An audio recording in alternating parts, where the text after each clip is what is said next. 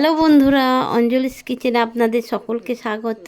বন্ধুরা, আজ আমি করে দেখাবো গিমার ঝাল। এই গিমার ঝালটা কিভাবে বানাই আপনারা দেখতে থাকুন বন্ধুরা। প্রথমে গিমা শাকটাকে ভালো করে জলে ধুয়ে বেছে নিচ্ছি বন্ধুরা। যেহেতু বাইরের শাক তো একটু ভালো করে ধুয়ে বেছে না নিলে পরে পরিষ্কার হবে না। প্রথমে আমি পরিষ্কার জলে ভালো করে গিমা শাকটাকে ধুয়ে বেছে একবার নিয়ে বন্ধুরা এটা 2-3 বার জল দিয়ে ধুলাম, তবে ভালো পরিষ্কার হয়। তারপরে এইবারে একটা পাত্রের মধ্যে গিমা শাকগুলোকে তুলে নিলাম। তারপর বঁটি দিয়ে টুকরো টুকরো করে আমি গিমা শাকটা কেটে নিচ্ছি বন্ধুরা। তারপরে উনানে কড়াই বসিয়ে কড়াইয়ে পরিমাণ মতো সরিষার তেল দিলাম। তেলটা গরম হতে কিছুটা চুনো মাছ দিয়ে দিলাম ভেজে নেওয়ার জন্য।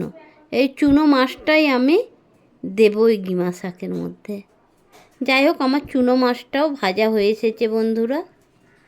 এইবারে চুনো মাছটা আমি তুলে নেব। চুনো মাছ তুলে নিয়েছে। ওই তেলের মধ্যে কিছুটা রসুনের কুচি দিয়ে দিলাম। রসুনের কুচি দিয়ে বন্ধুরা এর মধ্যে এইবারে আমি রসুনটা ভাজা ভাজা হলে পরে এর মধ্যে আমি পেঁয়াজ কুচি দিয়ে দিচ্ছি। পেঁয়াজ কুচির পরিমাণ মতো পেঁয়াজ কুচি দিয়ে দিলাম লম্বা লম্বা করে কেটে রাখা টমেটোটা দিয়ে খুন্তি দিয়ে ভালো করে নাড়াচাড়া করে ভেজে নিচ্ছি বন্ধুরা। এটা ভাজা ভাজা মতো ভালো হতে হবে, নাহলে টমেটোর একটা কাঁচা গন্ধ থাকে, সেই গন্ধটা থাকবে না। যত ভালো ভাজা হবে গন্ধ চলে যাবে। তারপরে এর মধ্যে দিয়ে দিলাম পরিমাণ মতো লবণ। একটু ভাজা ভাজা হয়ে যেতেই লবণ দিয়ে দিলাম হলুদ গুঁড়ো দিয়ে এবার খুন্তি দিয়ে ভালো করে নাড়াঘাঁটা করে দিচ্ছি বন্ধুরা। দেখুন বন্ধুরা, আস্তে আস্তে করে টমেটো আর পেঁয়াজটা আমার ভাজা ভাজা হয়ে যাচ্ছে। এর মধ্যে এইবারে দিয়ে দিলাম আদা রসুন বাটাটা দিয়ে এবারে খুন্তি দিয়ে ভালো করে নাড়াচাড়া করে দিচ্ছি বন্ধুরা।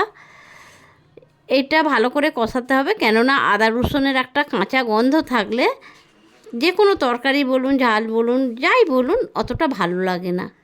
যাই হোক, এরপরে আমি দিয়ে দিলাম শুকনো লঙ্কা গুঁড়ো দিয়ে আমি খুন্তি দিয়ে ভালো করে নাড়াঘাঁটা করে দিচ্ছি বন্ধুরা। দেখুন আস্তে আস্তে করে তেল ছেড়ে দিচ্ছে। এর মধ্যে দিয়ে দিচ্ছি বন্ধুরা সেই যে গিমা শাকটা ধুয়ে কেটে বেছে রেখেছিলাম, গিমা শাকটা এই কষানো মশলার মধ্যে দিয়ে দিলাম।